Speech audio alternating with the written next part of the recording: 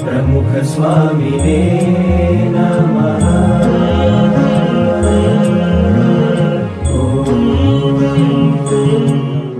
સ્વામીએ વાત કરી છે, મોટાની આજ્ઞા કરીને કરવું તે તો જેમ ગણપતિ ગાયની પ્રદક્ષિણા કરી એવું છે. શિવજી આ બે પુત્રો ગણપતિ ને કાર્તિક બંને બહુ તૈયાર થયેલા અને લગ્નની પણ લગ્ન માટે પણ એમની ઉંમર થઈ ગઈ હતી. પછી કન્યાનું તરફથી આવ્યું કે આ કન્યાનું કરવું છે. એટલે પેલી કન્યા જોઈને બેયને વિચાર થયો, ગણપતિને અને કાર્તિક બેયને થયો વિચાર કે માનો કે મારે લગ્ન એની સાથે ઉપર મારે કરવું. હવે બે ભાઈને આ વાદ વિવાદ ઊભો થયો. પેલો કે શું કરું શું કરું. હવે એનો નિર્ણય કોઈ રીતે થાય એવો નહોતો. કારણ કે બંને બરોબર મક્કમ હતા કે મારે જ પહેરવું. એટલે બંનેને આ રીતનો ન્યાય આપી કેવી રીતે શકાય? કન્યા એક ને બે મુહૂર્તિયા, એટલે એમાં મુશ્કેલી થાય જ. પણ પાર્વતીજીએ એનો નિર્ણય આપ્યો કે આપણે આય ના પ્રાય નાય ના પ્રાય એની માટે વારંવાર ઉત્તર થઈ જાય. એટલે કે એમને કહ્યું કે આ પૃથ્વીની પ્રદક્ષિણા બંને કરવાની અને બંનેમાંથી જે પહેલો આવે એને કન્યા રૂપ લગ્ન એની સાથે લગ્ન થાય. એટલે ગણપતિ થોડા વિચારમાં પડી ગયા. અને શરીર મારું મોટું પેટ મૂળ એવું લઈને એને ચાલવાનું એટલે અને કાર્તિકને મોરનું વાહન. કાર્તિક છે મોર ઉપર બે એટલે મોર તો બહુ ઝપાટા ઉગડે અને ઉડીને પ્રદક્ષિણા કરી પહેલો આવી જાય. અને ગણપતિને ઉંદરનું વાહન. હવે ઉંદરમાં મોટો પાટડો પડે તો ઉંદર બિચારો ચાલી શકે ખરો, ભૂખા ઉડી જાય. ગણપતિનું શરીર તો બહુ ભારે. હવે એમની ઉપર બેસીને કેવી રીતે ચાલે? ના થઈ શકે. એટલે ગણપતિ જરા ઉદાસ થઈ ગયા કે આ રીતે આપણને કન્યા મળશે નહીં, જે આ વાત કરી એમાં. એટલે એ રીતે ઉદાસ થઈ ગયા, જરા પાછું થયું. એટલે ગણપતિને જોઈને આપણે પાર્વતીએ એમ વાત કરી કે તમે આ ગાય છે એની પ્રદક્ષિણા કરજો. અને એની પ્રદક્ષિણા કરવાથી પૃથ્વીની પ્રદક્ષિણા થઈ ગઈ. કારણ કે ગાય એ પૃથ્વીનું સ્વરૂપ છે. આપણે માનીએ છીએ ગાયની પ્રદક્ષિણાથી આખી પૃથ્વીનું કર થઈ જાય. એટલે પહેલી વાત એને સાંભળીને ગણપતિ રાજી થઈ ગયા કે બરોબર છે. પણ એ વખતે પ્રત્યક્ષ હજુ થાય કેવું, ગાયને ફરે તો પછી પૃથ્વી ફરી વળ્યા છે એવું જણાવવું તો છે ને. તો એ પ્રમાણે એ વાત ચાલી. પછી ભાઈને એમ કહે ને કે પછી તરત આપે કે ચાલો હવે ચાલો બે જણા. એટલે એકદમ મોડ કોઈ બેસીને એ તો ઝપાટા બંધ ચાલવા માંડ્યા. ગણપતિ વિચાર કરે પણ કયું પાર્વતી કે તમે આ પ્રમાણે કરશો તો તમને થઈ જશે ગાયનું. એટલે તો પછી ગાયની પ્રદક્ષિણા ત્યાં હતી. ગાયની પ્રદક્ષિણા આમ ફરવા માંડ્યા. એ મોર છે એની આગળ આગળ ગણપતિ દેખાય. ગણપતિ ચાલે છે, દોડે છે, એ દેખાયા કરે. પેલા કાર્તિકે બહુ એક્સિલેટ દબાયું. આપણે દબાવ્યું મોટર ફાસ્ટ કરવા માટે, કે આગળ જવા માટે. એટલે બિચારાએ બહુ પ્રયત્ન કર્યો એની રીતે કે વધારે મોર ઉડે આમ તેમ. પણ એ જેટલો સિલેક્શન દબાવે પેલાનું ડબલ ચાલે ગણપતિનું. એટલે આખી પૃથ્વીની અંદર પેલા ફર્યા તો ગણપતિ આગળ રહ્યા અને આ કરીને પહેલાં આવી ગયા તો એમને આ પ્રમાણે કન્યા મળી, પ્રાપ્ત થઈ. દ્રષ્ટાંતનું આપણે કહી શકીએ કે જે પ્રમાણે એમને આજ્ઞા પાડી. કોની? પાર્વતીજીની. પાર્વતીના વચનમાં વિશ્વાસ બનાવ્યો. એ તો વિશ્વાસ ના આવે કે ગાયને ફર્યા કંઈ પૃથ્વીનું પદ થઈ ગયું, આ તો વાત ખોટી છે, માન્યામ જ ના આવે. પણ ગણપતિને વિશ્વાસ કે માતાએ કહ્યું છે બરોબર છે અને એ પ્રમાણે એમને કર્યું તો એમને કન્યા મળી ગઈ, રાજીપો થઈ ગયો, એને પ્રસન્નતા થઈ અને આ કામ થઈ ગયું છે. એટલે અહીંયા એ જ કહેવાનું કે આપણે ભગવાનની જેટલી આજ્ઞા પાડીએ એટલું આપણે માટે સરળ થઈ જાય છે. પણ એ આજ્ઞામાં વિશ્વાસ હોવો જોઈએ. કે પાર્વતીને વચનમાં વિશ્વાસ, ગણપતિના વિશ્વાસ, વચનમાં વિશ્વાસ રાખે, ભજનમાં વળી, પૂર્વ કેરા પાપ તારા તો જાશે વળી. આ કીર્તનમાં વાત કરી છે કે આપણે સત્પુરુષના વચનમાં, ભગવાનના વચનમાં વિશ્વાસ હોય તો કામ થઈ જાય. વિશ્વાસ આજે દુનિયાને મનુષ્ય શરીર ભગવાન હોય છે એટલે વિશ્વાસ ના આવે કે આમ કંઈ બનતું છે કે એમ થતું છે. પણ શ્રીજી મહારાજે પણ વચનામાં કહ્યું, હમણાં સંવાદમાં છોકરાએ કહ્યું કે ભગવાનની આજ્ઞા થાય અને એ પ્રમાણે કરીએ તો આપણે મૂર્તિ ભેગી આવે. આજ્ઞામાં મૂર્તિ ભેગી આવે છે એટલે ભગવાન પોતે જ આપણી સાથે આવે. એમની આજ્ઞા પાડીએ તો એ જ આપણને આવે. પણ એ વિશ્વાસ હોય તો એ આપણને થાય, પણ વિશ્વાસ ના હોય તો કામ ના થાય. વિશ્વાસ હોય તો થાય છે. દુનિયામાં એકબીજાનો વિશ્વાસ હોય તો કામ ચાલે છે, પણ વિશ્વાસમાં ન હોય. એટલે વિશ્વાસ વચનમાં વિશ્વાસ રાખે, ભજનમાં પડી, પછી ભજન કરે એમના આજ્ઞા પ્રમાણે, તો એની મૂર્તિ મહારાજની ભેગી ભેગી હોય છે એ થાય છે. એટલે આ દ્રષ્ટાનો સિદ્ધાંત એટલે છે કે જે આજ્ઞા પાડી તો ગણપતિને લાભ થઈ ગયો છે. એમ આપણે પણ ભગવાનના ભક્ત છીએ, ભગવાનના દાસ છે, સેવક છે, ભગવાનને રાજી કરવા છે તો દરેક આજ્ઞા પાડવી. આજ્ઞા એમની એવી રીતની હોય કે જે આપણને વિશ્વાસ હોય. ભગતજી મહારાજ હતા, એમને ગુણાતીતાન સ્વામી કહ્યું કે આ ગિરનાર ડુંગરો છે એ તમે લઈ આવો. હવે ગિરનારનો ડુંગરો કંઈ અહીંયા આપણે લેવા જતા આવે ખરો, ત્યાંથી ખસે ખરો? હવે સહેજે જ આપણને વિચાર આવે, બધાને આવે બેઠા, કાં તો કોઈ દાડો બને જ નહીં. એટલે એ આજ્ઞા કરે તો એ કહે, સ્વામી આ તમે કહો છો પણ એ ના આવી શકે.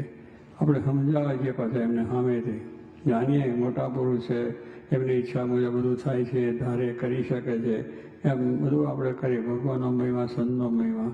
પણ આવું જ્યારે આવે ત્યારે શંકા થાય, અને એ શંકા થઈને સંશય થઈ કે આવું બને નહીં. તો કહે સ્વામી કે જ્યાં સુધી સંશય થાય છે ત્યાં સુધી કામ થાય નહીં. એટલે એવું ભગતજીની આજ્ઞા થઈ એટલે ભગતજી તો ઊભા થયા. કારણ ભગવાન ભગતજી મહારાજને ગુણાતીતાન સ્વામીમાં સંપૂર્ણ વિશ્વાસ હતો કે જે બોલે છે, જે કરે છે બધું જ સારું છે. એમના જે ક્રિયાઓ છે પણ બધી સાચી છે, એ બોલે છે એ પણ બધું સાચું છે. એ પછી આપણે દુનિયાને ગમે તે તો એ વિશ્વાસ હતો, ઊભા થયા.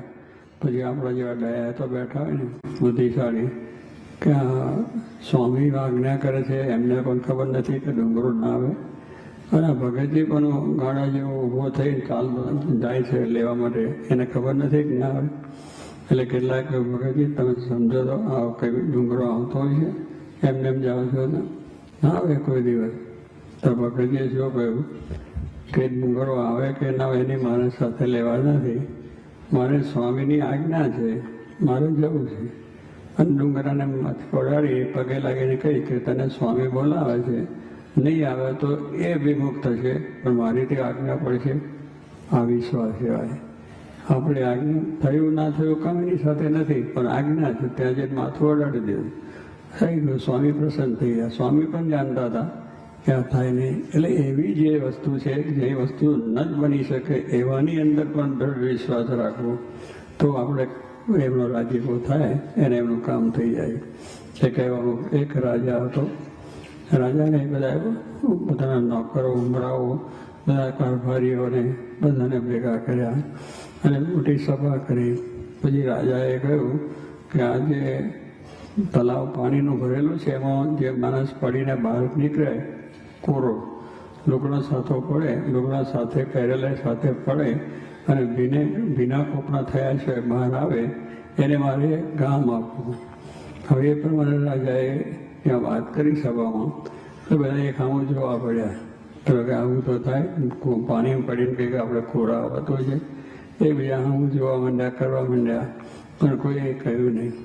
એમાં એક માણસ બિચારો એવો વિશ્વાસ હતો ઊભો થયો કે રાજાએ કહ્યું છે તો પડીએ આપણે. એ અંદર કુવામજીને પડ્યો આ પાણીમાં અને બિને લોકડે પાછો આવ્યો. રાજા કહે બરોબર કામ થયું. પછી એને બને પાછું ફરી બધાને થયું એટલે ફરી એક વખત પાછું ફરી કહ્યું, ફરી તો લુગડા બદલીને પાછો ફરી પડનાર. બીજી વખત પડ્યો, ત્રીજી વખત પડ્યો, ચોથી વખત, 5, 6 અને 7મી વખત પણ પડીને ભીનો ને ભીનો નીકળ્યો.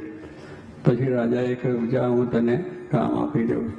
પેલા બધા કે મહારાજ આ ક્યાં ખોટું છે, આ તો ભીનો ને ભીનો નીકળ્યો છે. એને કહ્યું તો રાજા કહે જો તમે પણ જાણતા હતા અને હું પણ જાણતો હતો કે આમાં પડ્યાથી ભીનો જ માણસ આવે એ ખોરો આવી શકે નહીં.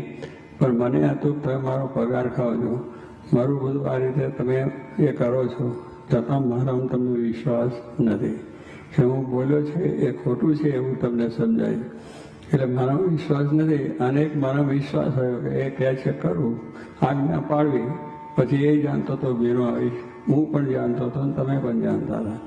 બધાને ખબર છે છતાં પણ એનો વિશ્વાસ એ કરી પડ્યો તો મેં એને કામ આપ્યું છે. તમે બધા અત્યાર સુધી મારું ભૂખો છો, ખાઓ છો, પીવો છો, બધી અસાધનું કરો છો, પણ તમને આવો વિશ્વાસ નથી. એટલે એનો રાજીપો ન થયો. પેલાને ઉપર પડીને આવ્યો તો પણ રાજીપો થયો. એમ ભગવાનની આજ્ઞા આપણે કલ્યાણ માટે જ હોય, આપણું શ્રેય માટે જ હોય, પણ આપણને એની ખબર પડતી નથી. આપણને એમાં સંશય થાય છે અને સંશય થાય ત્યાં સુધી રાજીપો થાય નહીં અને આપણું કાર્ય પણ થાય નહીં. અને આ વસ્તુની અંદર આપણે સત્સંગ છે ને સત્સંગ કરીએ છીએ ને સાચી વાત છે, પણ ઘણી વખતે આવા પ્રસંગો આપણે ન બને એમ આપણે જાગૃત રહેવાનું. આ બધી વાતો સાંભળીને એ જ છે કે આજ્ઞા એ મોટી વસ્તુ છે, બધું થાય છે, કરે છે, પણ એની સારું કરીને આપણે મન એમનો પાછો અભાવ પણ આવી જાય, અરુચિ થઈ જાય, સત્સંગમાંથી અરુચિ થઈ જાય. કેટલીક વખત આવી બધી વસ્તુ બની જાય કે આ કહ્યું અમને આમ કર્યું, પણ આપણે ભગવાનને રાજી કરવા છે તો કરવું.